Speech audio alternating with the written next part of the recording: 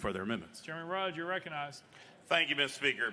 What this bill is the Uniform Faithful Presidential Electors Act. It requires that each elector and alternate to vote for the presidential candidate they were elected or appointed to represent or be terminated and replaced. The way this, and this is for both parties, the way this works is all the electors who actually elect our presidents convene at each state capital, and the governor and the secretary of states are there to make sure the process is approved in case they have to sign anything. And these electors meet and they cast their votes for their presidential candidate that they were elected to do. And what this bill would do, that if either on the Democrat or the Republican side, that if an elector who was elected to say vote for Trump or vote for Biden cast their vote for another candidate, they would immediately be terminated and the alternate would take their position. And like I said, the governor and the secretary of state are always there to sign any documents needed. In this process, they usually convene on a Saturday, and that's all this bill does, Mr. Speaker.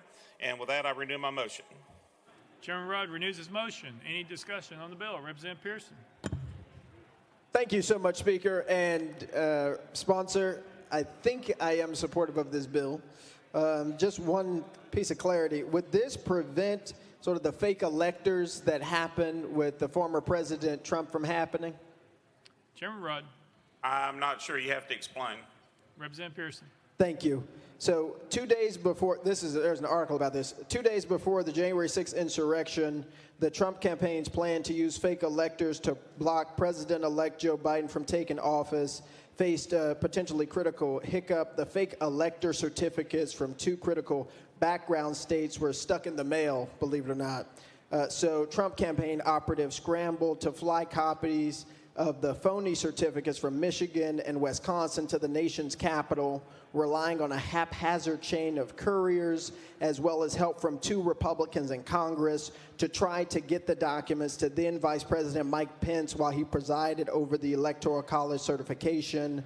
The operatives even considered chartering a jet to ensure the files reach Washington, D.C. in time for the January 6, 2021 proceeding, according to emails and recordings obtained by CNN. So would this legislation prevent fake electors from being able to do something as was described here? Chairman Rudd. I'm not familiar with what you're saying. Now, there are 2 processes, and I think what you're referring to or your article says there is a congressional senatorial part that votes to approve to send them to the states. This would not affect the federal part. This would simply state that the Tennessee electors that were elected here in this state would have to cast the vote for who they were elected to do so or be terminated and replaced. Representative Pearson. Okay. And I believe several states actually have done something similar to this to ensure that folks send the people that they're supposed to. But this isn't addressing sort of the issue of election integrity as it relates to people having fake electors in our state or at the federal level. Chairman Rudd. If that existed, that would be in Washington. That wouldn't be here.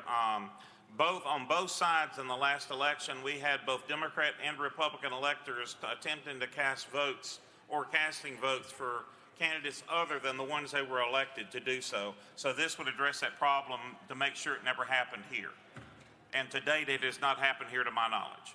Representative Pearson. Gotcha. And is it automatic if someone tries to cast a ballot for a person that's not on the ballot, in this case for the presidency? Is it automatic that the alternative would then be selected? Chairman Rudd. Yes, the way this process works is the electors for the candidates would be in this chamber here in the House chamber. It would be run by the coordinator of elections, and they would go through usually on a roll call vote. They're already registered as to who they're elected to represent. If they cast a vote for someone other than who they were elected for, it would stop at that point and they would appoint the alternate. They'd be terminated immediately. Representative Pearson. Gotcha. Thank you so much, sponsor.